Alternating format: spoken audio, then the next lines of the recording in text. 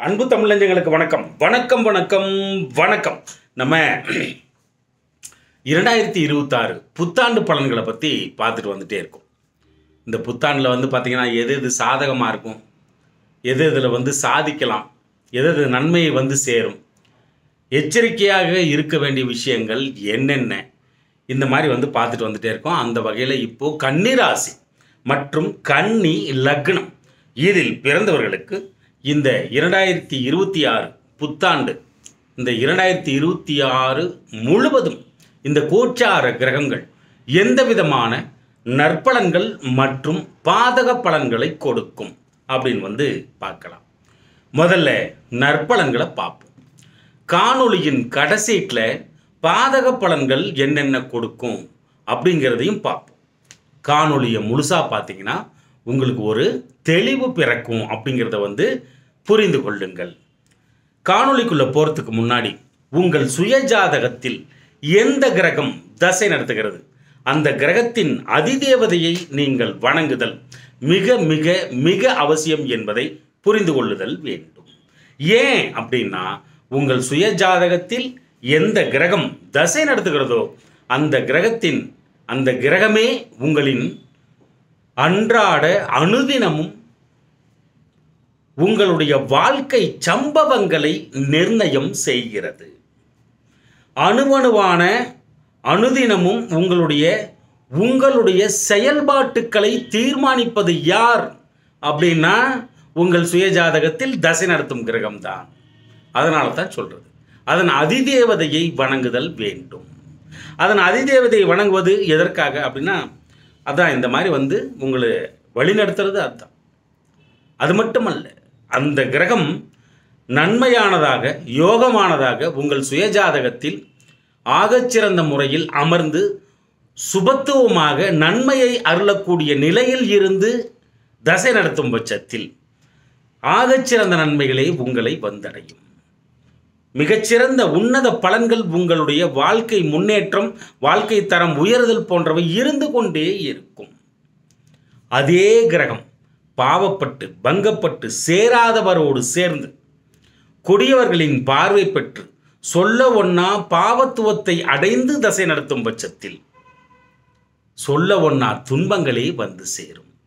அந்த கிரகம் பெற்ற பாவ நிலைக்கு அளவீடுக்கு ஏற்ப அந்த துன்பத்தின் அளவீடு மாறுபடும், அவ்வளவுதான். அது பாவப்பட்டு இருக்கும் பட்சத்தில் நிச்சயமாக துன்பங்களே அருளப்படும். அதனால தான் சொல்றது, அட்லீஸ்ட் அதன் அதிதேவதையை நீங்கள் வணங்கும் பட்சத்தில் துன்பமாவது வராமல் இருக்கும் அப்படிங்கிறத தெரிஞ்சுக்கணும். ஓகேங்களா? அப்போ இந்த 2026 இந்த புத்தாண்டு பிறந்த உடனே ஒரு வருட காலம், கிட்டத்தட்ட 12 மாதம், அதில் நன்மைகள் உங்களுக்கு நடக்கணும் அப்படின்னா உங்கள் சுயஜாதகத்தில் அந்த தசை நடத்தும் கிரகம் நன்மையானதாக இருந்துவிடும் பட்சத்தில் இந்த இப்போ சொல்ல போகிற பலன்கள் எல்லாம் அட்சரம் பிசகாமல் அருமையாக நடந்துடும். சரியில்லாமல் உங்கள் சுயஜாதகத்தில் தசை நடத்தி கொண்டிருக்கும் பட்சத்தில் துன்பங்கள் மட்டுமே சேரும். அதனால தான் அதனுடைய அதிதேவதையை நீங்கள் வணங்குங்கள் என்று படித்து சொல்கிறதுக்கு காரணம் அதுதான். எல்லாரும் தசை நடத்தும் கிரகத்தின் அதிதேவதையை நீங்கள் வணங்குகிறீர்கள் என்று நம்புகிறேன். அப்போ இந்த கன்னிராசி கன்னி லக்னத்துக்கு என்ன பண்ணும்? இந்த 2026 ஃபுல்லாவே இப்போ நான் சொல்ல போகிற பலன்கள் தான் உங்களை வந்தடையும் என்பதை புரிந்து கொள்ளுதல் வேண்டும்.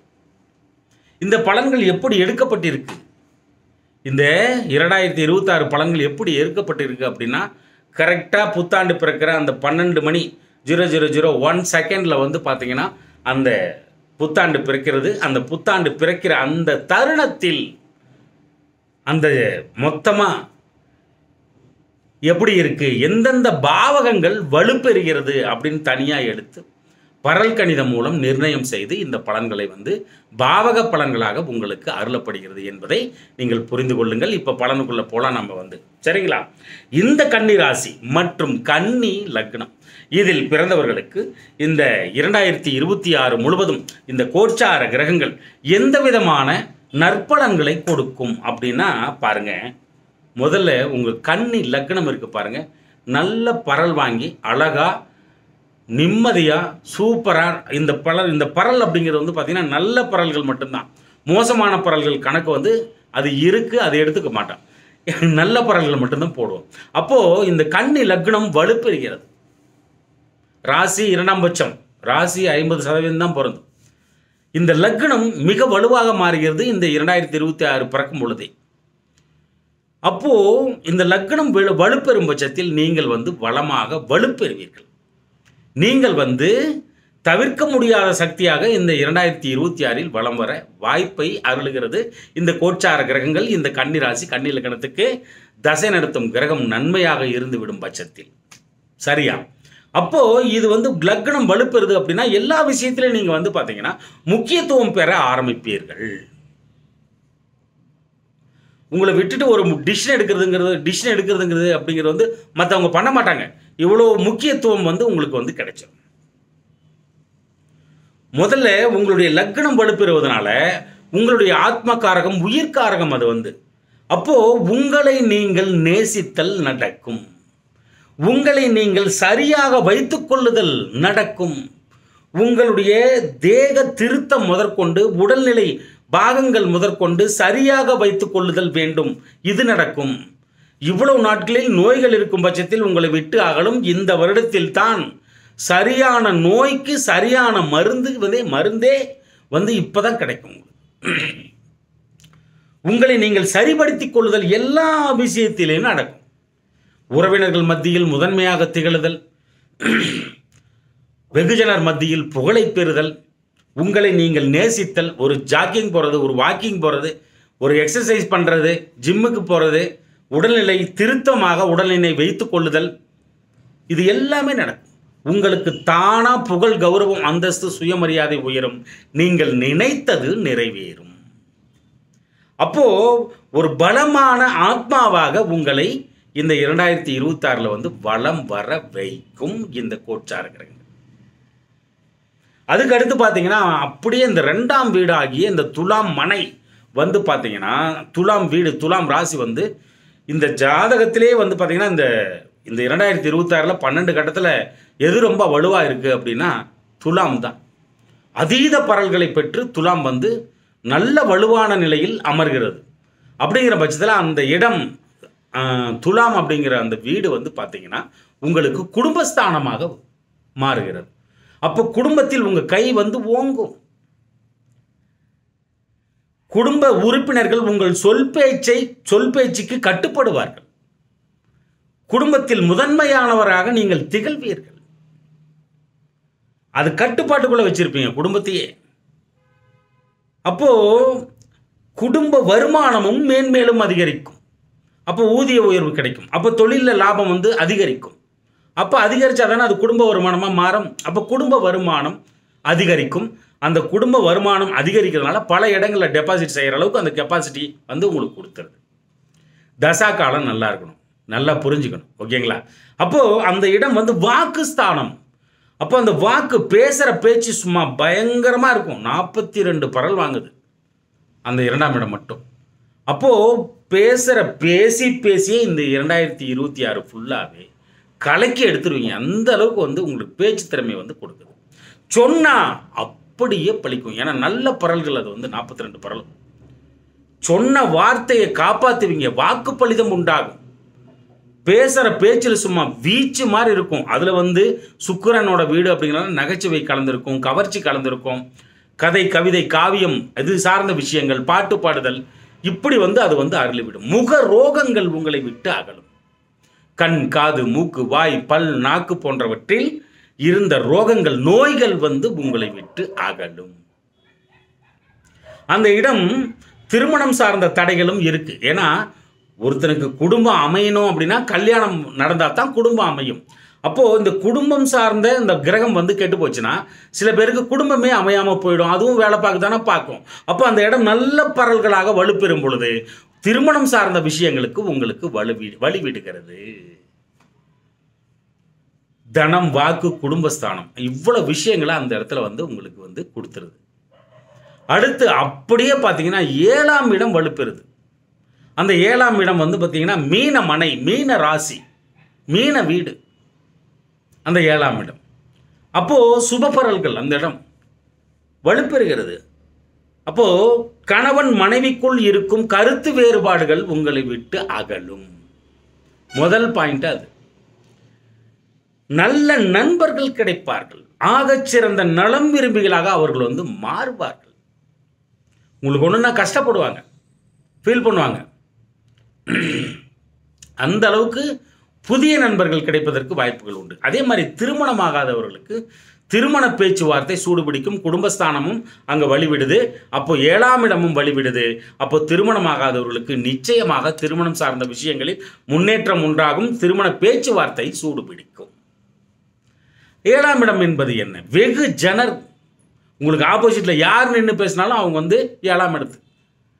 அந்த 7ஆம் இடம் அப்படிங்கிறதே பார்த்தீங்கன்னா லக்னத்துக்கு 7ஆம் இடம் மிகப்பெரிய பரிகாரம். அப்போ அதுவும் வலுப்பெறுது.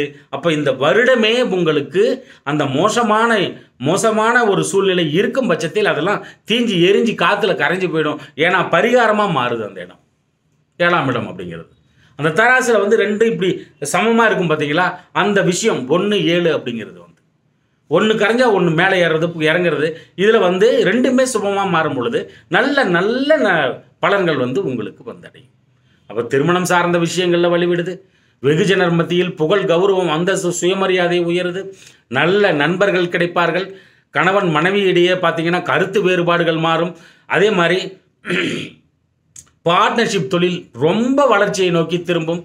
புதிதாக பார்ட்னர்ஷிப் தொழில் ஆரம்பிக்கிறதுக்கும் நல்ல ஒரு வாய்ப்பை கொடுக்கும். மனைவி சார்ந்த விஷயங்களில் ஆகச்சிறந்த நன்மைகள், கணவன் சார்ந்த விஷயங்களில் நிறைய தியாகங்கள் உங்களுக்காக செய்தல், இதெல்லாம் நடக்கும். மறதி இனிமேல் இருக்காது. மறந்து போகிற விஷயம், ஒரு விஷயத்தை டக்குன்னு மறந்து போயிட்டு ஏதாவது பொருளை வச்சுட்டு போயிடுறது, இந்த மாதிரி விஷயங்கள்லையும் நல்ல முன்னேற்றத்தை கொடுத்துரும். நல்ல சாப்பாடு கிடைக்கும். அந்த இடம் பார்த்தீங்கன்னா மன்மதன் வரத்து. யாருக்கு? பெண்களுக்கு. ஆண்களுக்கு இன்னையா ரதி வரத்து அப்படின்னு குமாரசாமின்னு சொல்லுது. அப்போது காதல் மலர்வதற்கும் வாய்ப்புகள் கொடுக்குது. சுக்கிரனோட உச்ச வீடு இல்லையா அது. அப்போது காதல் மலர்வதற்கும் வாய்ப்புகள் அந்த இடத்துல கொடுக்குது. இவ்வளவு நற்பலங்களும் உங்களுக்காக காத்திருக்கிறது. இந்த திருமணம் சார்ந்த கணவன் மனைவிக்குள்ள ஒற்றுமை மேன்மேலும் ரொம்ப ரொம்ப அதிகரிக்கும். அது ஒரு முக்கியமான சமாச்சாரம். ரொம்ப நல்லா இருக்கு. அடுத்து பார்த்தீங்கன்னா 9ஆம் இடம் வலுப்பெறுகிறது. 9ஆம் இடம் தந்தை ஸ்தானம், குரு ஸ்தானம், பாக்கிய ஸ்தானம். அப்பாவோட உடம்புல இருக்கிற பிரச்சனைகள் எல்லாமே சரியாகும். அப்பா பார்த்தீங்கன்னா தெம்பு பலத்தோட, தெம்பு திராணியோட வளம் வருவார். என்னடா ஏஞ்சி அவர் பாட்டுக்கு போயினேக்கிறாரு, இந்த வருஷம் பிறஞ்சோ இல்லையா அவர் பாட்டுக்கு எங்கெங்கே சுற்றுறாரு வராரு, டே சுவாமி அப்படின்ற அளவுக்கு நீங்கள் சொல்ல ஆரம்பிச்சிருவீங்க. அவருடைய நோய்கள் அவரை விட்டு அகலும். தெம்பு திராணி வருதுன்னா சும்மா வந்துடாது இல்லையா. அவருடைய நோய்கள் அவரை விட்டு அகலும். அதே மாதிரி ஆன்றோர்கள், சான்றோர்கள், கற்ற குரு, மூத்தோர்கள், பெரியோர்கள் போன்றோர்களின் ஆசீர்வாதங்கள் உங்களுக்கு கிட்டும். சிவனோட அனுகிரகம் நிச்சயம் உங்களுக்கு அருளப்படுகிறது. அந்த வீடு மகாலட்சுமியோட வீடு. ஆனாலும் உங்களுக்கு 9ஆம் இடமாக வருது. 9ஆம் இடம் ஜாதக பாரிஜாதம் சொல்லுது சிவ அர்ச்சனை என்று அருளுகிறது. அப்போது அந்த 9ஆம் இடத்தோட அனுகிரகம் இருந்தால் தான் சிவன் கோயிலில் அந்த கோயில் மண்ணிலே காலே வைக்க முடியும். அந்த 9ஆம் இடம் கெட்டு போனவங்க சிவன்னா யாருன்னு கேட்பாங்க. 9ஆம் இடம் சப்போர்ட் பண்ணாதவங்களுக்கு பார்த்தீங்கன்னா சிவனோட அனுகிரகம் அந்த கோயிலுக்குள்ளே போக முடியாது. எவ்வளோ நாட்கள் சிவனாலயம் போகணும், திருவண்ணாமலை போகணும், இல்லைனா பார்த்தீங்கன்னா பெருவுடையார் கோயில் போகணும். இந்த மாதிரி சிவனாலயங்கள் ரொம்ப பிரபலம் மிக்க திரு அப்படின்னு ஆரம்பித்தாலே அந்த இடத்துல சிவன் கோயில் இருக்கும். ஒரு ஊர் திரு அப்படின்னு ஆரம்பித்தாலே 99% ஊரில் பார்த்தீங்கன்னா பெரிய சிவன் கோயில் இருக்குது. அந்த மாதிரி பழமை வாய்ந்த தலங்களுக்கு போகணும்னு நினச்சி போகவே முடியாது. பக்கத்தில் இருக்கிற சிவன் கோயில் கூட நீங்கள் போயிருக்க மாட்டீங்க. காரணம் என்னென்னா 9ஆம் இடம் வேலை செய்யலன்னு அர்த்தம், முடங்கி கிடக்குதுன்னு அர்த்தம். அதுக்கு தான் ஒரு வாட்டியாவது சுயஜாதகம் பாருங்கன்னு உங்களுக்குலாம் அட்வைஸ் பண்ணுறது. அதனால் அந்த 9ஆம் இடம் வலுப்படும் பட்சத்தில் சிவனோட அனுகிரகம் நிச்சயம் உண்டு. சிவனுக்கும் குலதெய்வத்துக்கும் நிறைய சம்பந்தம் உண்டு ஐயா. நீங்கள் குலதெய்வத்தை வணங்கினீங்கன்னா சிவன் கண்ணு முழிப்பார், யார்றாவன் அப்படின்னு சொல்லிட்டு. குலதெய்வத்தை போய் நல்லா வேண்டி நீங்கள் நல்ல ஒரு அனுசரணை, ஒரு அழகாக ஆராதனை பூஜை பண்ணிங்கன்னா சிவனுக்கு உயிர்ப்பு வர அளவுக்கு அங்கே தான் இருக்குது சக்தி சிவனுக்கு. உங்கள் குலதெய்வம் தான், எல்லாரோட குலதெய்வம் தான், ஆதி மூலம் அப்படின்னு சொன்னாங்க சிவனை. அதனால் அந்த இடம் அப்பேற்பட்ட இடம். அந்த இடம் ஆகச்சிறந்த வெளிநாட்டு வியாபாரம், வாணிபம், ஏஜென்ட் எடுத்தல், அந்த மாதிரிலாம் இருக்குது. வெளிநாட்டு சார்ந்த படிப்பு கூட அதுக்குள்ளே இருக்குது. அப்போது வந்து இந்த வெளிநாட்டு சமாச்சாரம் எல்லாமே சுபத்துவமாக மாறும். அந்த 9ஆம் இடம் அப்படிங்கிறது வந்து ஒரு ஜாதகருக்கு மிகப்பெரிய அதிர்ஷ்டம் தரக்கூடிய இடம். அப்போது அந்த அதிர்ஷ்டம் வந்து உங்களுக்கு நிச்சயம் இந்த 2026 வழங்கப்படும். அது வந்து மேற்படிப்பும் கூட. அந்த இடம் மாஸ்டர் டிகிரி அப்படிம்பாங்க இல்லையா, அந்த இடம் வந்து மாஸ்டர் டிகிரி அப்படிங்கிறதுனால மேற்படிப்பு, பட்டய படிப்பு, உயர் படிப்பு, அதாவது இளங்கலை பட்டம், முதுகலை பட்டம் வந்து அந்த 9ஆம் இடம். அப்போது மேற்கல்வியில் இருக்கக்கூடிய சகலவிதமான சிக்கல்களும் உடைபட்டு போகும். இந்த 9ஆம் இடம் வேலை செய்கிறதுனால யார் யாருக்கெல்லாம் 2வது திருமணம் வந்து நடக்கலையோ அவங்களுக்கு வந்து நடக்கிறதுக்கான இந்த 2026 நடக்கிறதுக்கான வாய்ப்புகள் வந்து கொடுக்கும். ஒரு இது டைவர்ஸ் ஆகிடுச்சு, அடுத்துக்காக வெயிட் பண்ணிட்டு இருக்கீங்க அப்படின்னா அதுவும் நடக்கும். திருமணம் வந்து 2வது திருமணத்துக்கு வழிவகுக்கும். அது எப்போ 2வது திருமணம் அப்படின்னா 7ஆம் இடத்துக்கு 3ஆம் இடம். 2வது கல்யாணம் பண்ணிங்கன்னா அந்த முதல் மனைவியோட தங்கச்சி மாதிரி அந்த கணக்கு அப்படி தான் வரும். அதனால தான் 9ஆம் இடம் வேலை செஞ்சால் தான் 2வது திருமணம். அந்த 2க்கு மேற்பட்டு போயிடுச்சுன்னா 11ஆம் இடத்துக்கு ஓடி போயிடும். பல தொடர்புகள் 11ஆம் இடம், இதை புரிஞ்சுக்கணும் நம்ம. அப்போது 2வது திருமணம் அப்படின்னாலே 9ஆம் இடம். அந்த 9ஆம் இடம் வந்து பார்த்தீங்கன்னா சுபத்துவமாகுது. அப்போ 2வது திருமணம் நிச்சயம் அருளப்படும். ஆகச்சிறந்த அதிர்ஷ்டம், இந்த மாதிரி நிறைய விஷயங்கள் உண்டு. முற்பிறவி, எத்தனையோ பிறவிகள் இருக்கு இல்லையா, அந்த பிறவிகள்லாம் நம்ம வந்த புண்ணியங்கள் எல்லாமே உங்களுக்கு வந்து பாக்கியமாக, நீங்கள் செய்த புண்ணியங்கள் எல்லாமே பாக்கியமாக மாறி தலைமையில கொட்டக்கூடிய இடம். ஒவ்வொரு டைமும் நீங்கள் வந்து இந்த 2026 சிவனாலயம் போனீங்கன்னா உங்களுக்கு அளப்பரிய நன்மைகள் காத்திருக்குது அப்படிங்கிறது வந்து புரிந்து கொள்ளுங்கள். மூத்தோர்கள், பெரியோர்கள் சொத்து, தாத்தாவின் சொத்து போன்றவற்றில் இருந்த சிக்கல்கள் உடைபட்டு நன்மையாக உங்களுக்கு வந்து மாறும். அதே மாதிரி 11ஆம் இடம் வலுப்பெறுகிறது. 11ஆம் இடம் வந்து அபிலாஷைன்னா, இச்சைகள்னா, ஒருத்தருக்கு கனவு காணுங்கள்னு சொல்லிட்டு நம்ம அப்துல் கலாம் சொல்லிட்டு போகிறாரு, அதை இச்சைகள்னு சொல்லி வச்சுருக்கான். அதில் வந்து கொஞ்சம் முரணான உறவுகள் வந்து ஏற்படுறதுக்கு வாய்ப்புகள் உண்டு. ஆனால் அதை விடுத்து ஆகச்சிறந்த நன்மைகள் அந்த 11ஆம் இடத்தில் உண்டு. அதீத பலம் பெறுகிறது அந்த 11ஆம் இடம் இந்த கன்னிராசி, கன்னி லக்னத்தில். அது அதிகமாக பலப்பட்ட என்னாகும், பெரிய சொத்துக்கள், தோட்டம் துறவுகள் வாங்கி போடுவதற்கு வழிகள் வகுக்கும். எப்பயுமே பேங்க் பேலன்ஸ் அதிகரித்து கொண்டே போகும். டெபாசிட் செய்கிறது, சேமிப்பு அதிகப்படுத்துறது, இதெல்லாம் நடக்கும். தூர இடத்தில் சொத்து வாங்கி போடுறதுல அதுக்குள்ளே தான் இருக்கு. அப்போ இந்த 11ஆம் இடம் என்பது என்ன? ஆசைகள், உங்களுடைய ஆசைகள் நிறைவேறும். நல்ல பரல்கள் அந்த இடத்துல அதிகமாக காட்டுது.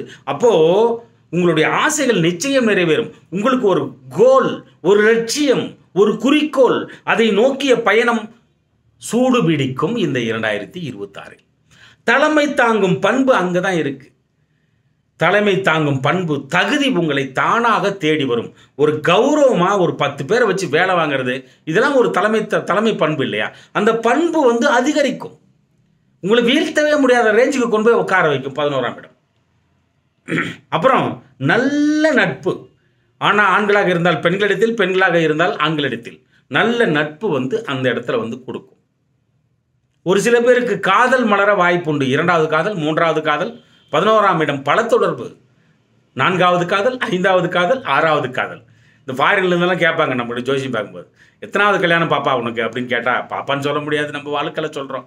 எத்தனாவது கல்யாணத்துக்கு கேட்குற பாப்பா அப்படின்னா 5வது கல்யாணத்துக்கு கேட்குறேன். ஆஹா, அந்த மாதிரிலாம் உண்டு. அதான் பல தொடர்பு அந்த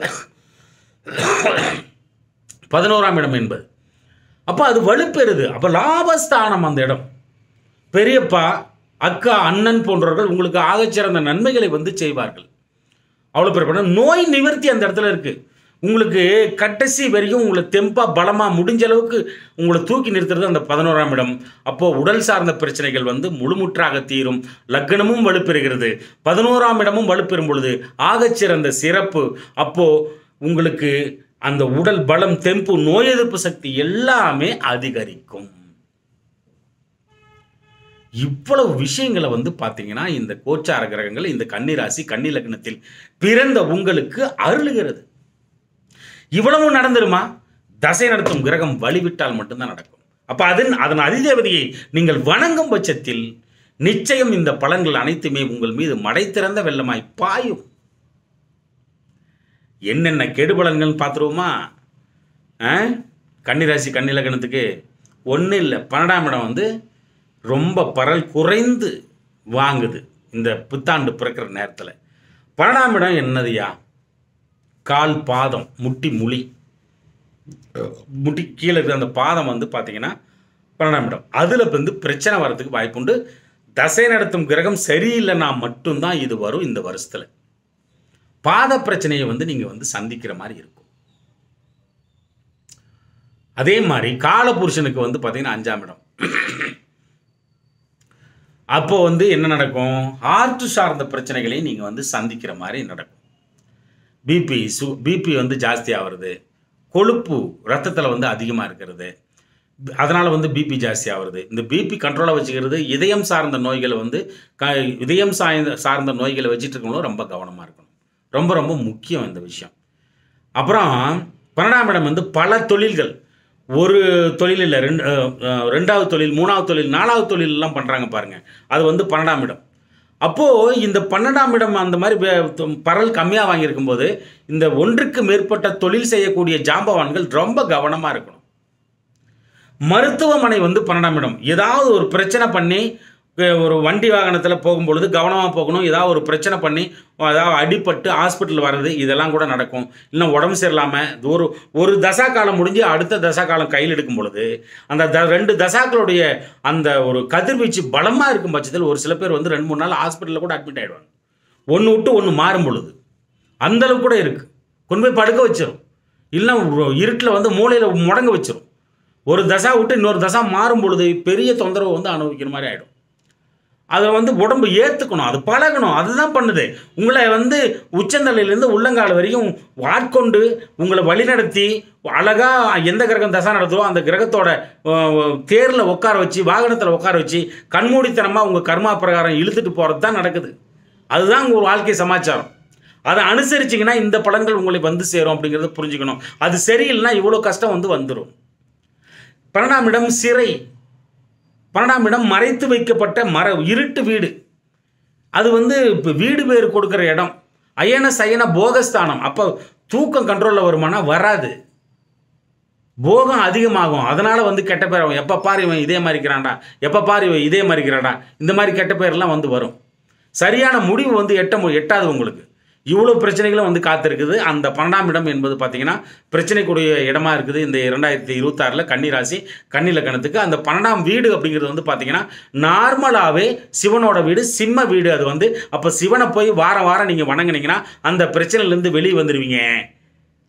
அப்படியே சனி பகவானுக்கு சனிக்கிழமை தோறும் ஒரு எள்ளெண்ணெயில் தீபம் போட்டு விட்டீர்கள் என்றால் இந்த 2026 மட்டுமல்ல தமிழ் நெஞ்சங்களே, 36, 46, 56, 66, 76, 86, 96 எத்தனை வருடம் ஆனாலும் சரி உங்களை வீழ்த்துவதற்கு இன்னொருவர் பிறந்துதான் வர வேண்டும். தமிழ் நெஞ்சங்களே, அன்பு தமிழ் நெஞ்சங்களே, இந்த கருத்துக்களை நன்றாக மனதிற்குள் உள்வாங்கி வாழ்க்கையில் கடைபிடித்து மேன்மேலும் முன்னேறி பல்லாண்டு வாழ்கவென எனது தமிழ் பெரும்பாட்டன் முருகனை நானும் வேண்டிக் கொள்கிறேன். நன்றி அன்பு தமிழ் நெஞ்சங்களே, நன்றி.